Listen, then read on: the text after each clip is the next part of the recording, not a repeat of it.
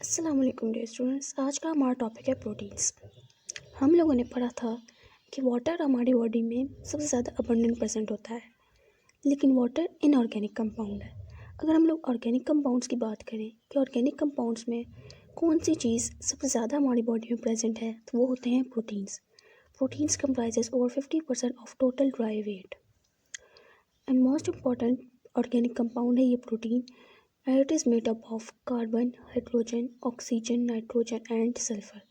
और अक्सर औकात प्रोटीन्स में फेरम, कॉपर, आयोडीन और मैग्नीशियम भी प्रेजेंट होता है। Proteins are present in all types of cells, यानी हमारी बॉडी में सेल्स की डिफरेंट टाइप्स होती हैं। फॉर एग्जांपल मसल सेल्स हो गए, किसी और बॉडी पार्ट के सेल्स हो गए, उन तमाम सेल्स में ये प्रोटीन्स पाए जाते हैं और तकरीबन सेल्स के तमाम पार्ट्स में प्रोटीन्स पाए जाते हैं।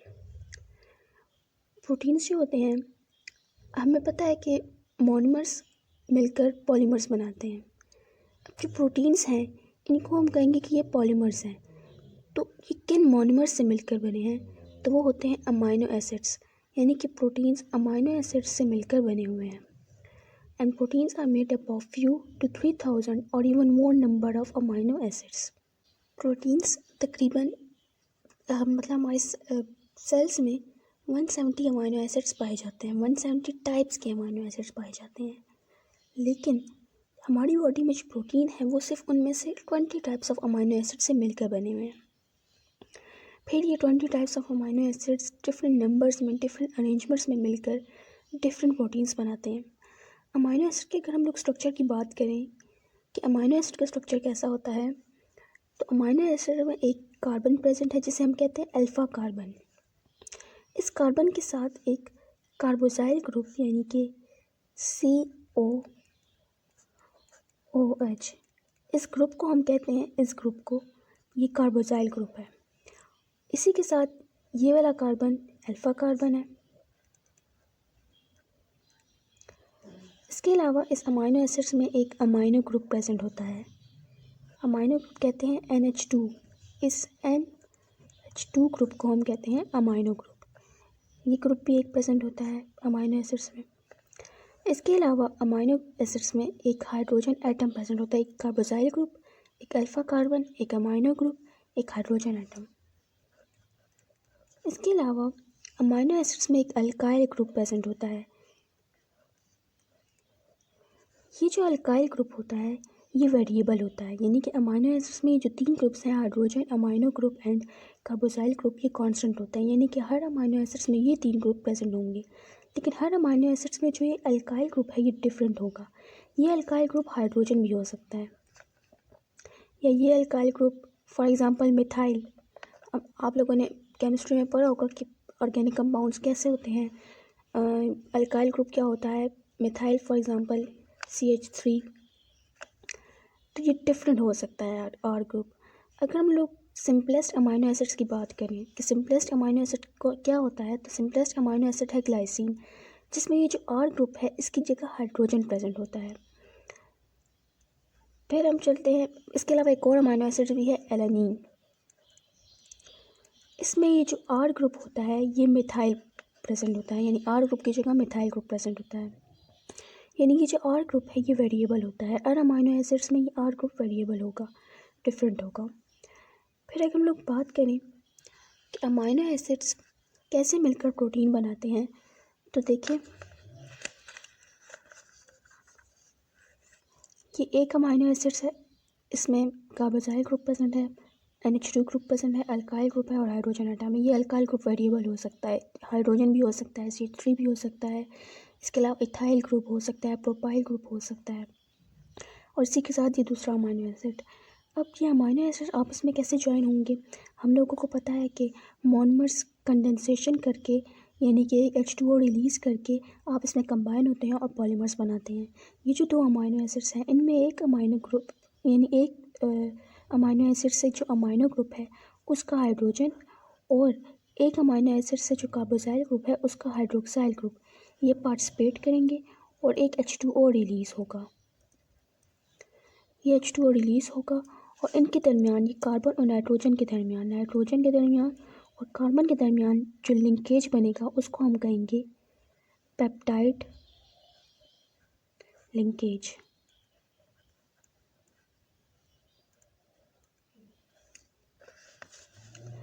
इस तरह अमाइनो एसिड्स फिर ज्वाइन होते रहेंगे। अब जब ये पेप्टाइड लिंकेज बन गया तो आप देख सकते हैं कि एक तरफ हमारे पास अमाइनो ग्रुप रह गया है जिसे हम कहेंगे एन टर्मिनल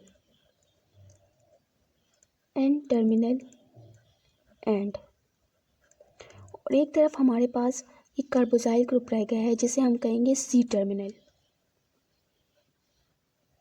इसी तरह मज़ीद अमाइनो एसिड्स आकर इनके साथ ज्वाइन होते जाएंगे, इस तरफ भी और इस तरफ भी, और एक चेन फॉर्म कर लेंगे जिसे हम कहेंगे polypeptide chain. Amino acids join to form polypeptide.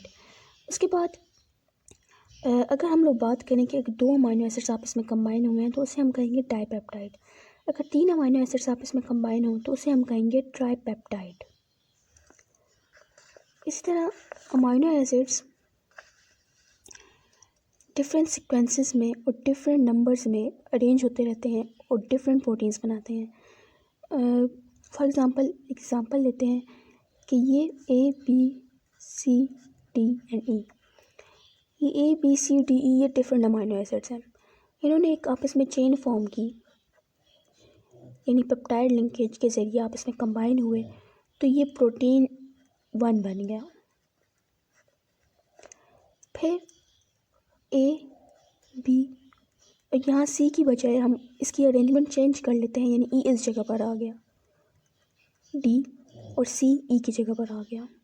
अब ये जो अमाइनो एसिड्स तो बिल्कुल सेम है, इसमें भी वही अमाइनो एसिड्स है, इसमें भी वही अमाइनो एसिड्स है, अरेंजमेंट चेंज है, लेकिन सिर्फ अरेंजमेंट चेंज होने की वजह से, सीक्वेंस चेंज होने की वजह से बिल्कुल प्रोटीन ही बदल जाएगा, यानी ये डिफरेंट प्रोटीन बनेगा, प्रोटीन 2, यानी ये दोनों प्रोटीन्स आपस में डिफरेंट होंगे।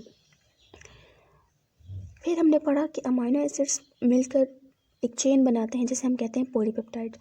अक्सर औकात कुछ प्रोटीन्स ऐसे होते हैं जिसमें डिफरेंट पॉलीपेप्टाइड चेन प्रेजेंट होती है, यानी सिर्फ एक पॉलीपेप्टाइड चेन प्रेजेंट नहीं होती, डिफरेंट होती है। फॉर एग्जांपल हीमोग्लोबिन एक प्रोटीन है, लेकिन इसमें ये 4 पॉलीपेप्टाइड चेन से मिलकर बना हुआ है, 2 alpha chains and 2 beta chains. जो 2 अल्फा चेन्स हैं इनमें 141 अमाइनो एसिड्स प्रेजेंट होते हैं। Alpha chain have 141 amino acids and beta chain have 146 amino acids. अब हीमोग्लोबिन 4 पॉलीपेप्टाइड चेन से मिलकर बना है, 2 alpha chains 2 beta chains. Alpha chain में 141 amino acids and beta chain में 146 अमाइनो एसिड्स प्रेजेंट होते हैं। इसी तरह एक हीमोग्लोबिन में टोटल मिला के 574 अमाइनो एसिड्स प्रेजेंट होंगे। अब सिकल सेल एनीमिया ये एक डिज़ीज़ है, एक डिसऑर्डर है जिसमें कि नॉर्मल आरबीसी शेप जो कि डिस्क शेप होती है ये चेंज हो जाती है। नॉर्मल आरबीसी की डिस्क शेप में ये इसलिए होती है क्योंकि इसमें नॉर्मल हीमोग्लोबिन प्रेजेंट होता है। ये जो नॉर्मल आरबीसी है ये डिफरेंट ब्लड वेसल्स से ईज़िली गुजर सकता है, ईज़िली पास आउट हो सकता है। फिर अगर इस नॉर्मल आरबीसी मतलब कि आरबीसी के अंदर हीमोग्लोबिन एबनॉर्मल आ जाए तो इस आरबीसी की शेप एबनॉर्मल हो जाती है, जो कि सिकल या क्रिसेंट शेप हो जाती है, जिसको कि ब्लड वेसल्स में से गुजरने में थोड़ी डिफ़िकल्टी पेश आती है। और ये किस वजह से होता है? एबनॉर्मल हीमोग्लोबिन की वजह से। एबनॉर्मल हीमोग्लोबिन क्या होता है और नॉर्मल क्या होता है? जो हीमोग्लोबिन होता है इसकी बीटा चेन में हमने कहा इसकी 2 चेन्स होती है, अल्फ़ा चेन बीटा चेन। जो बीटा चेन है उसमें ग्लोबिन जीन प्रेजेंट है। इस ग्लोबिन जीन में एक न्यूक्लियोटाइड दूसरे के साथ रिप्लेस हो जाता है, यानी कि आप आसानी से ये समझ लें कि जो हीमोग्लोबिन अमाइनो एसिड से मिलकर बना हुआ है। अब जो नॉर्मल हीमोग्लोबिन होगा उसमें अमाइनो एसिड्स की जो डिफरेंट पोजीशन होती है, जैसे कि हम कहें कि नंबर 4 अमाइनो एसिड 5, 6, 7, तो इसमें जो ग्लोबिन जीन में 4th पोजीशन में थ्रियोनीन अमाइनो एसिड प्रेजेंट होता है जो नॉर्मल हीमोग्लोबिन है। 5th पोजीशन पर प्रोलीन, 6th पोजीशन पर glutamic acid and 7th position पर फिर ग्लूटामिक एसिड ही प्रेजेंट होता है। ये normal sequence of amino acids है हीमोग्लोबिन में। अब एबनॉर्मल हीमोग्लोबिन में क्या होता है, जो सीक्वेंस है वो चेंज हो जाता है। 4th पोजीशन पर थ्रियोनीन ही प्रेजेंट है, 5 पर प्रोलीन, 6 पर जहाँ ग्लूटामिक एसिड प्रेजेंट था वहाँ आप आकर वैलीन अमाइनो एसिड अटैच हो जाता है और 7 पर वही ग्लूटामिक एसिड। इस सीक्वेंस के चेंज होने की वजह से जो हीमोग्लोबिन है उसको हम कहेंगे कि ये एबनॉर्मल हीमोग्लोबिन है। अब जब ये हीमोग्लोबिन किसी आरबीसी में प्रेजेंट होगा तो उसकी शेप डिस्क शेप नहीं होगी, उसकी सिकल ये क्रिसेंट शेप ये ऐसी शेप होती है, ये ऐसी शेप। जो डिस्क शेप है वो ऐसे डोनट लाइक होती है, ऐसे डोनट लाइक शेप प्रेजेंट होती है। और क्रिसेंट शेप भी इस तरह की शेप होती है। इस शेप की वजह से जो आरबीसी है वो इजली नहीं गुजर सकता ब्लड वेसल से, और जब वो गुजर नहीं सकता है इजली तो फिर वो ऑक्सीजन सही तरीके से ट्रांसपोर्ट नहीं करता, और फिर एक डिजीज़ होती है जिसे हम कहेंगे सिकल सेल एनीमिया। अब हीमोग्लोबिन में हमने पढ़ा था कि हीमोग्लोबिन में 4 पॉलीपेप्टाइड चेन प्रेजेंट है। इस तरह इंसुलिन के स्ट्रक्चर को एफ सेंगर ने 1951 में डिटरमाइन किया था कि ये 2 पॉलीपेप्टाइड चेन से मिलकर बना है। एक चेन में 21 अमाइनो एसिड्स प्रेजेंट है और दूसरी चेन में 30 अमाइनो एसिड्स पाए जाते हैं। फिर हम चलते हैं प्रोटीन्स के लेवल ऑफ ऑर्गेनाइजेशन यानी कि लेवल्स ऑफ स्ट्रक्चर की तरफ, कि ये कितने लेवल्स ऑफ स्ट्रक्चर से मिलकर बना है। तो जब प्रोटीन्स हैं ये कैसे बनते हैं? अमाइनो एसिड से मिलकर। अमाइनो एसिड्स की कंडेंसेशन कहाँ होती है? mRNA, यानी कि हम कहते हैं कि RNA से mRNA बनता है। ये mRNA न्यूक्लियस के अंदर DNA से मैसेज लेकर न्यूक्लियस से बाहर आएगा और राइबोसोम्स जो कि अटैच होते हैं रफ एंडोप्लाज्मिक रेटिकुलम पर या फ्रीली डिस्पर्स होते हैं साइटोप्लाज्म में, उन राइबोसोम्स में आकर ये mRNA अटैच होता है। उसके बाद डिफरेंट अमाइनो एसिड्स उस पर आकर अटैच होने लगते हैं। जब वो अमाइनो एसिड्स आपस में अटैच होते हैं तो वो आपस में लिंकेज बनाते हैं, कंडेंसेशन करते हैं और फिर प्रोटीन्स फॉर्म करते हैं। अब राइबोसोम्स पर जो अमाइनो एसिड्स जो प्रोटीन्स फॉर्म करते हैं वो एक लीनियर पॉलीपेप्टाइड चेन फॉर्म करते हैं, यानी कि प्राइमरी स्ट्रक्चर फॉर्म करते हैं।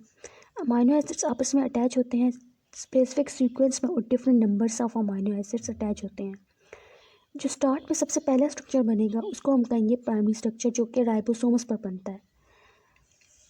उसके बाद ये जो प्राइमरी स्ट्रक्चर है यानी कि जो लीनियर पॉलीपेप्टाइड स्ट्रक्चर है ये लीनियर नहीं रहता, ये फिर हाइड्रोजन बॉन्ड के ज़रिए एक कोयल लाइक स्ट्रक्चर फॉर्म कर लेता है जिसे हम कहेंगे अल्फा हेलिक्स, या फिर ये बीटा प्लेटेड शेड यानी कि एक सिक्स शेप की स्ट्रक्चर अटेन कर लेता है जिसे हम कहेंगे बीटा प्लेटेड शेड्स। उसके बाद ये जो अल्फा हेलिक्स स्ट्रक्चर है, ये जो बीटा प्लेटेड शेड्स हैं, they fold again and again by ionic bonds and disulphide bridges to form globular shape structure जिसे हम कहेंगे टर्शरी स्ट्रक्चर। फिर ये जो टर्शरी स्ट्रक्चर है ये अब इस टर्शरी स्ट्रक्चर तक एक पॉलीपेप्टाइड चेन फॉर्म हो जाती है।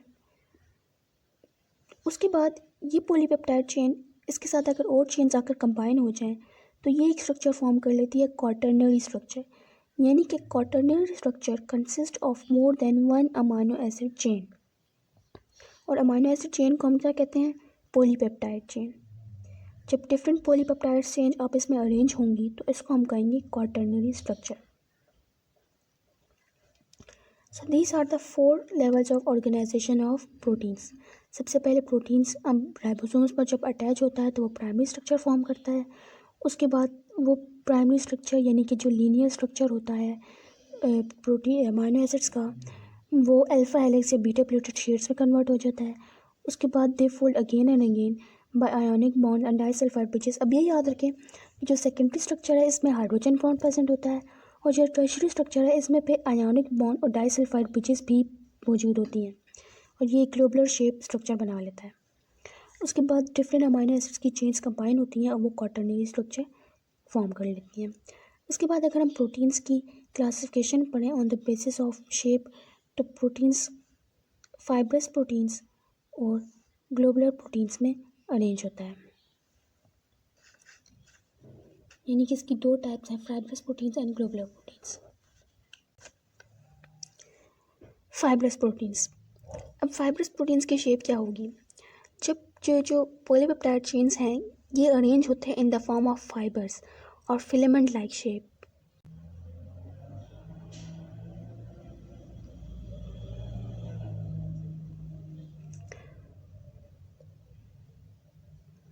और शीट लाइक स्ट्रक्चर, तो इसको हम कहेंगे फाइब्रस प्रोटीन्स, यानी इस शेप को हम कहेंगे फाइब्रस प्रोटीन्स।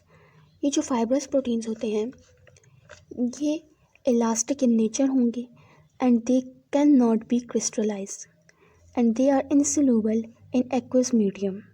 ये इनकी प्रॉपर्टीज़ हैं, फाइब्रस प्रोटीन्स की प्रॉपर्टीज़ हैं।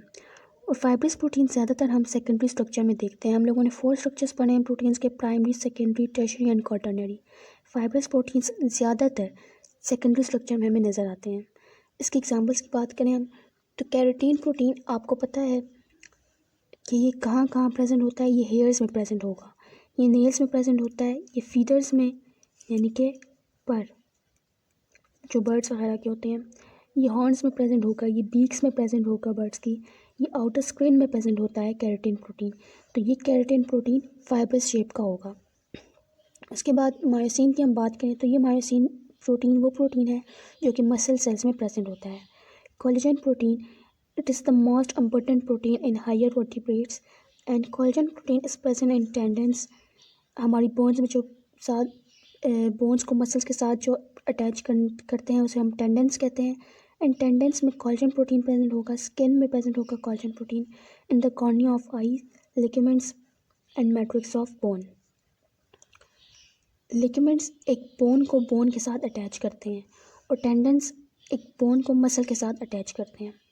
फाइब्रिनोजन प्रोटीन, फाइब्रिनोजन प्रोटीन भी it is found in blood plasma and it is involve in blood clotting process. And fibrinogen protein की जो फॉर्मेशन है ये लिवर में होती है, लिवर में इसकी फॉर्मेशन होती है। और फाइब्रिनोजन प्रोटीन की शेप क्या होगी? फाइब्रस शेप होगी। फिर हम लोगों ने दूसरी टाइप पढ़ी थी कि on classification on the basis of shapes में हमने पढ़ा कि दूसरी शेप क्या होगी? Globular protein. ये शेप होती है स्फेरिकल या ग्लोब्स लाइक शेप होती है। और इसकी प्रॉपर्टीज़ क्या होंगी? Globular proteins soluble in aqueous medium, it can be crystallize and it is inelastic. मतलब कि जो फाइब्रस प्रोटीन्स की प्रॉपर्टीज़ थी उसके बिल्कुल ऑपोजिट प्रॉपर्टीज़ हैं इस ग्लोबुलर प्रोटीन्स की। एंड ग्लोबुलर प्रोटीन्स ज़्यादातर हमें टर्शियरी स्ट्रक्चर में नज़र आते हैं। अगर हम लोग इसकी एग्जांपल्स की बात करें तो हमारे पास जो एंजाइम्स हैं, हमने पढ़ा हुआ है कि तमाम एंजाइम्स तकरीबन प्रोटीन्स ही होते हैं। तो ये जो एंजाइम्स हैं, हार्मोन्स भी कुछ हार्मोन्स होते हैं जो कि प्रोटीन्स होते हैं। ये एंजाइम्स, ये हार्मोन्स और एंटीबॉडीज़, ये सब इनकी क्या शेप होगी? इनकी ग्लोबुलर प्रोटीन लाइक शेप होगी। एंजाइम्स हमें पता है कि मेटाबॉलिक एक्टिविटी को कंट्रोल करते हैं, हार्मोन्स मेटाबॉलिक एक्टिविटी को रेगुलेट करते हैं, एंटीबॉडीज़ जो कि एंटीजन के मौजूदगी में फॉर्म होते हैं। तो प्रोटीन्स हमारी बॉडी में बहुत ही इंपॉर्टेंट है क्योंकि ये बहुत ही इंपॉर्टेंट रोल्स प्ले करते हैं। अगर एंजाइम्स नहीं होंगे तो हमारी बॉडी में जो रिएक्शंस हैं वो स्लो होंगे। एक रिएक्शन जो चंद सेकंड्स में हो सकता है वो रिएक्शन कितने दिनों में जाकर कंप्लीट होगा। तो एंजाइम्स हमारी बॉडी के लिए बहुत इंपॉर्टेंट है, यानी कि प्रोटीन्स हमारी बॉडी के लिए इंपॉर्टेंट है, हार्मोन्स इंपॉर्टेंट है, एंटीबॉडीज़ हमारी बॉडी के लिए इंपॉर्टेंट है जो कि एंटीजन्स को इनगल्फ करते हैं और फिर उसकी ब्रेक डाउन करते हैं, उन्हें ख़त्म करते हैं। तो प्रोटीन्स डिफरेंट फंक्शन हमारी बॉडी में प्ले करता है। कुछ प्रोटीन स्ट्रक्चरल रोल प्ले करते हैं, कुछ प्रोटीन्स फंक्शनल रोल प्ले करते हैं। फॉर एग्जांपल केराटिन, मायोसिन और जो कोलेजन है ये हमारी बॉडी का स्ट्रक्चर बनाते हैं, यानी कि ये स्ट्रक्चरल रोल प्ले करते हैं। एंजाइम्स, हार्मोन्स, एंटीबॉडीज़ ये हमारी बॉडीज़ का स्ट्रक्चर फॉर्म नहीं करते, ये हमारी बॉडी में फंक्शनल रोल प्ले करते हैं। इसलिए प्रोटीन्स के different structure and functional roles होते हैं। अल्लाह हाफिज़।